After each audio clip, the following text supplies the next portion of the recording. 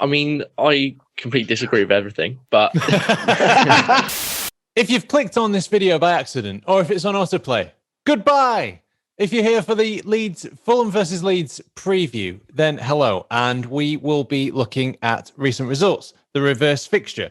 We will be talking about team news and injuries. We'll be making predicted lineups, looking at ref watch, and making some score predictions.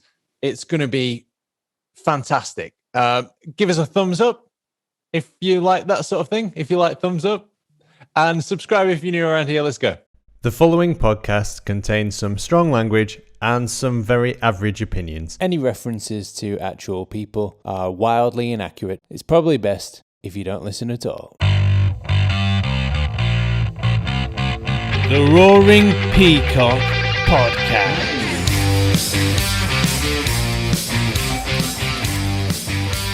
Welcome back to the Roaring Peacock match preview. Fulham, the sort of weird half-brother of Chelsea, a little bit ugly, but maybe, more affectionate, very poor in comparison.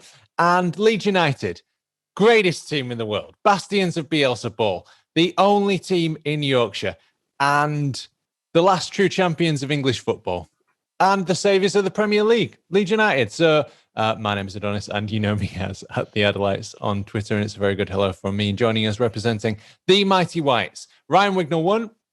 Hello, Naden, everybody. Now then, and from Fulham Focus, Will Oakley, the stranger in our midst. yes, thank you for having me on.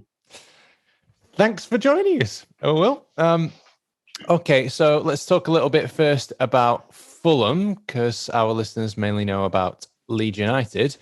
So, Will, since the previous fixture, Leeds won 4-3. It was a nice game and very generous of us to give you a few goals as well. So, since then, Fulham's form has improved a lot. Can you tell us a little bit about that? Yeah, definitely. I mean, we've started grinding out results. The performances have been there, but just no points to show for it. They started to come recently, which helps. We were 10 points adrift at one point, and we've sort of brought it back to, and it's in our hands really, to overtake probably most likely Newcastle. And yeah, against you guys, 4-3 is something we haven't seen a lot this season for Fulham. Conceding 4 and scoring 3 is like the rarest thing that could happen for us this season, really. It's not happened a lot, especially scoring 3. But yeah, look, it was a good game to watch. It was entertaining, but I think this time will probably be a bit closer and lower down the scoreline. Ryan, what are your thoughts on Fulham? A couple of months back, you'd have said definitely down. No way back for Fulham. The bottom 3 were basically done around January time, but full credit to them. They've pulled it round and they're looking like they could stay up, maybe in place of Newcastle, hopefully in place of Brighton for me. But yeah, they're a bit of a nothing club really out there that no one's really bothered about. So, but fair play to them. They've turned the season around and they're in with a chance, which is all credit to Scott Parker and his team. Okay, recent results then. Fulham 0, Man City 3, 8 shots, 7 on target for City, 54% possession, 3 shots for Fulham, nothing on target. How was that, Will? Yeah, it's against City, isn't it? I know you can't say at this stage of the season, this game's a free hit, but it sort of is. I mean, City are the best team in the league by far, or have been this season anyway. And, it's hard to stay in the game against City. We did it for a whole half. But as soon as that first one goes in, everything goes out the window. Their first goal was great, but second one was an error and the third one was a penalty. It's just a bit all over the place after that first one went in. But look, it's against City. You're hopeful, but you're not expecting a lot. Yeah, we got a point out of it when we played Man City, didn't we, Ryan? We certainly did. That was good. It's not for everyone. No, not for everyone. So Leeds also played a top 4 team on the weekend, and it was Leeds 0, Chelsea 0. How did you see that, Ryan? Yeah, what a brilliant performance. Absolutely fantastic. Shows us what we can do against, the top half teams. We were snapping into tackles early doors. They want fouls, but obviously the referee kept blowing up and giving him Chelsea fouls. It was a really open game, chances at both ends. How it finished 0-0, I'll never know. And, both keepers made really good saves. And A point were probably a fair result in the end, even though we could have nicked it, I think. Okay. Now, we've touched on it before then. So the reverse fixture, 19th of September. So right at the start of the season, Leeds 4, Fulham 3. Just a brief recap of what happened. We scored from a corner, which was nice. So flick on, Costa at the back post, chested it down and a half volley, crashing onto the underside of the crossbar. Now, Brian, he's a cheating bastard. So firstly, Cock lunged in, fair enough. He shouldn't have lunged in, but then he pulled out and he did one of those things. I don't know if you remember when you were learning to swim, they called it the mushroom, and you had to tuck your legs in. So he did a kind of mushroom thing, completely pulled out of the tackle. VAR gave it anyway because they had no idea what they're doing at Stockley Park. And then at the other end, Brian was in it again. He was in it again. And then he pushed Bamford over, and finally we got something that we deserved. So there was a click-through ball, Bamford finish, slide rule, almost England-worthy, but apparently not, from Gareth Southgate. He's picked Ollie Watkins. Ollie, who hasn't scored, God knows, I've got him in my FPL team. He's got me fucking nothing. So, and then Bamford pirouette, he ran straight past one of your players. I think it was your right back, Will. Yeah, probably. Slid in Costa, who crashed it into the goal, and we were 4-1 up, 4-1 to the good, and everything was going perfect. I loved it. And then we gave you 2 goals for no reason. De Cordoba-Reid and Mitrovic. So that reverse fixture. Probably one of the last times Mitrovic scored, to be honest. He hasn't been amongst it this season, but he hasn't played a lot. I mean, we've got Madger now playing up front, but he was dropped against City. So, we bring in a new striker who's probably even not as good as Mitrovic, and then we don't play either of them. But, it's what it is. Against City, I don't really know what we're supposed to do, to be honest. I think one of them will definitely come in to play up front against you guys. Hopefully Mitrovic. I really want to see him back in the team, to be honest. I love him. 26 goals, I think it was, in the Championship. You don't score 26 goals in the Championship and then not be good enough in the Prem. I think if you're scoring that many, you can at least hit 10 goals a season, at least. But he's just been dropped for half the season. He has had a bit of an injury as well, but he should be playing more games and getting more minutes, I think. Well, didn't Ollie Watkins score 26 in the Championship? Something like that. Only 10 in the Premier League this season. It's nothing, is it? Yeah, I guess he started well, didn't he, Ollie Watkins for Villa? But I don't know. I just think Mitrovic does still deserve a chance. Also, he was all right in the Prem last time, considering how bad we were. He was not too bad. Don't get me wrong. I'm glad that Bamford hasn't been called up for some World Cup qualifiers that are meaningless, where we play San Marino and Albania. There was no need for an injury in there. Anyway, so back to Leeds then. I just can't get over it that he hasn't been called up by Gareth Southgate. I mean, it's a joke. It's ridiculous. Ollie Watkins in front of Bamford. I don't make sense. Maybe really Watkins can play right back. Maybe that's his advantage over Bamford. Okay, so back to the reverse fixture then. Leeds 4, Fulham 3. We had just shaded the possession, 51%, which is unusual for us. We're usually dominating a bit more than that. 10 shots, 7 on target for Leeds. 14 shots, 6 on target for Fulham. They were fairly long range, most of them, though. I think we kept you fairly far away from our goal. Ryan, how did you see that game? Yeah, I think you've touched on it before, that we sort of like raced in just after half time into a 4-1 lead, and we're in absolute cruise control, weren't we? Maybe it sounds a bit ridiculous, but maybe took foot off at gas a little bit and thought job were done. That sounds strange under a Bielsa team, because normally, it's full throttle, but it did look that way in that particular game. I can see the reverse fixture being exactly the same, to be honest with you. But both teams have come a long way since that as well, since that performance.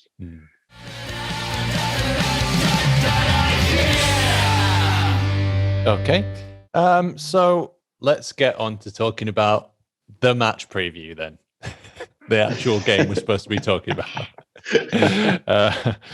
So team news: Bamford should be fine to play. Cooper, Davis, Rodrigo either out or a doubt. For Fulham, Kearney's still out, Rodak's out, and Bobby Cordoba-Reid is a doubt. He could be back. So Will, 4-3-1-2 maybe. Areola, Tete, Anderson, Adarabioyo. Is that right? Yeah. Robinson. He gets Tosin on his shirt now, Adarabioyo, but okay, yeah. Tosin, that's better. Robinson, Anguissa, Lamina, Reed, Loftus-Cheek, Madja, and Lookman. Does that sound about right? To be honest, I don't expect Anguissa, however you want to say it, Reed and Lamina to all be starting together. They don't usually. It's kind of 2 out of the 3, usually Reed and Lamina or Reed and Anguissa. And then I would imagine it will probably be Cavallero, Loftus-Cheek, and someone else, and Lookman, sorry, and then Mitrovic or Madja up front. Hopefully Mitrovic, like I've said, but probably Madja. Okay. And for Leeds, Ryan, Meslier in goal, Ayling, Llorente, Strauch, Alioski, Phillips in the defensive midfield role, Rafinha on the right, Dallas in the middle with Click, Harrison on the left, and Bamford up front. That sound about right? Yeah, sounds about right to me. I'm just looking at some young guns coming through now that maybe, that are starting to come onto the bench. Huggins, Gelhardt, maybe. Looking at them to get some minutes. Maybe not start the games, but I'd definitely like to see them, towards this back end of the season now. Maybe starting this weekend with some minutes on pitch. Okay. And ref watch then, it's David Coote. Are either of you familiar with his work? I cannot say I am. So he looks like he runs like a duck. He's got it's like he's got a small head, and his head's like a peanut, a kind of peanut shaped, and then his torso is and then he goes out like he's got this gigantic ass, and he kind of waddles around like a duck, and makes bad decisions.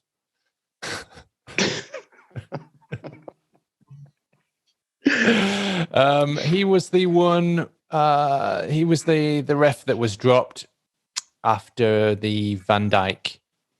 After Pickford sent Van Dijk into next season. So not a particularly good ref. He was also the referee at Crystal Palace. Ryan, you'll remember when we lost 4-1. Yeah. Neither of you have anything positive to say about David Coote? No, not really. No, I can't think of many positive things to say about many refs, to be honest. Okay, and Darren. Oh, and Craig Pawson. There you go. Is on VAR. Have you ever heard of a more forgettable name than Craig Pawson? It's hard to even say it because you forget it halfway through you're saying it. So there you go. Okay, so we've had a look at recent results. We've had a look at the reverse fixture.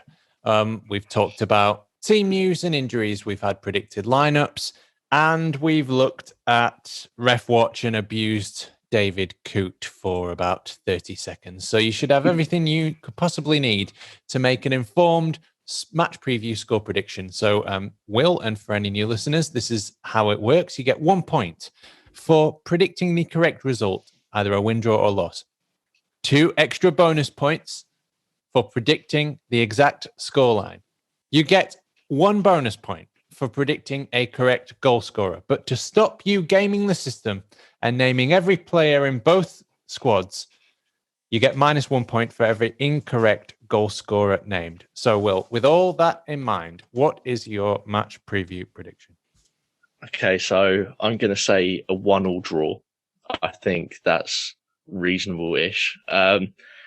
And you want one goal scorer from Fulham, one from Leeds, yeah? Goal scorers are completely optional. You don't have to name any. I'll say so. Lookman for Fulham, and Okay. I reckon Bamford for Leeds. Okay, Ryan. I think it's going to be an open game.